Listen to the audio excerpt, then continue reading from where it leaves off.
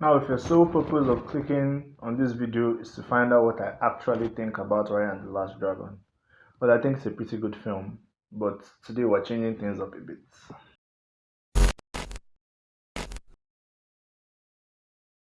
What's up, guys? Welcome back to the channel. My name is Shalom and I'm the Movie Mind. Be sure to hit that subscribe button. So today we're going to be discussing Raya and the Last Dragon, which is a movie I actually really enjoyed. But today we're here to talk about how it compares to a different movie also by Disney, Mulan, and not the live action version. Raya and the Last Dragon is superior to that. Talking about the old, I have no idea when that actually came out, now that I think about it.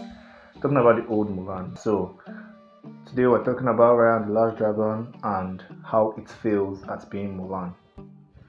Well, first off, Raya and the Last Dragon has a lot of similarities with Mulan, obviously, and also Avatar: The Last Airbender. But I'm pretty sure everyone will compare it to Avatar: The Last Airbender because there are many more direct parallels. Let's say so. I'm going to not do that. Also, Avatar: The Last Airbender is a series. I think it's unfair to compare a film to a series. So let's just see everything similar to Mulan here and how this film either got it wrong or didn't manage to achieve it quite as well.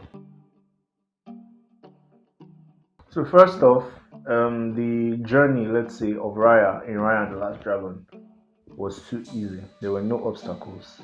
And in case you somehow missed it, Mulan failed a lot. I mean, it's one thing for a story to be predictable, especially as an adult. Children's movies are always predictable, right? So it's fine for a film of this kind to be predictable to you when you're watching it. I mean, I went to see the film with someone, and throughout the film, the person was just telling me what was going to come next, which I kind of found annoying, but it's not as if I didn't know what is going to come next.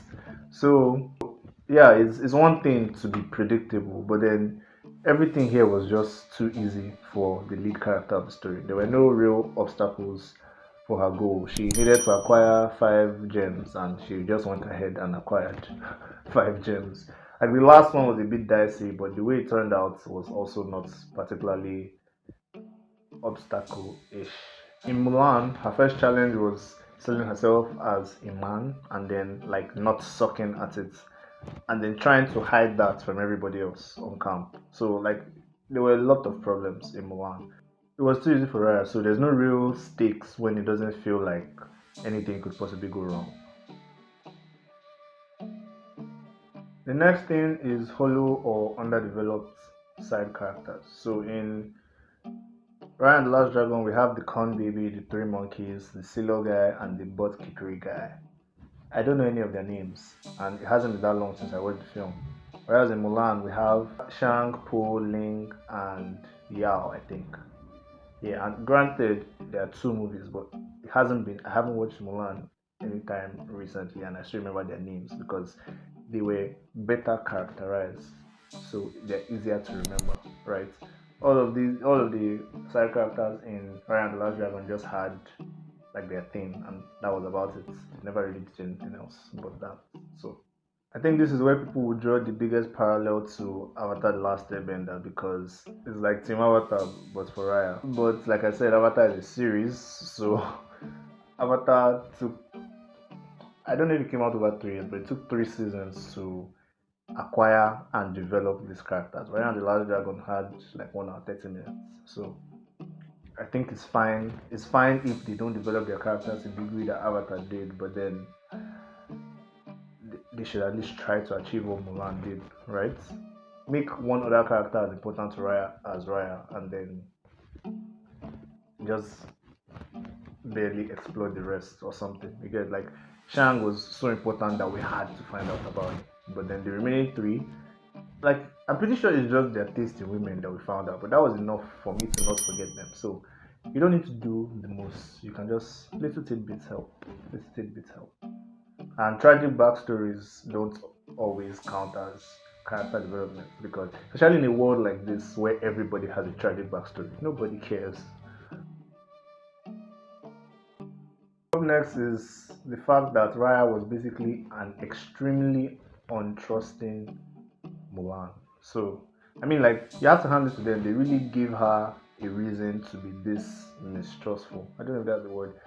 To really have very little faith in people, right? They actually fleshed out her reason at the beginning of the film, which is so it makes it understandable. But then, like, first off, she was little too like she was too untrusted. If she was really as untrusting as she acted like she was, is amazing that she had not given up on her quest as at the point the quest really started. Let's see. I'm trying not to spoil anything. Although I guess like finding trust was part of the arc of the character. So like I said, they properly set up her reason and they made it into something important. But I still feel like they took it too far. It made her kind of alienating. Like I didn't feel like I was watching a normal human being. So it was weird. And then also, Raya and the Last Dragon had Mushu, which is the dragon from Mulan. But it was Mushu without all the Mushu-ness. I mean, don't get me wrong, Awkwafina as Sisu rather was actually a lot of fun.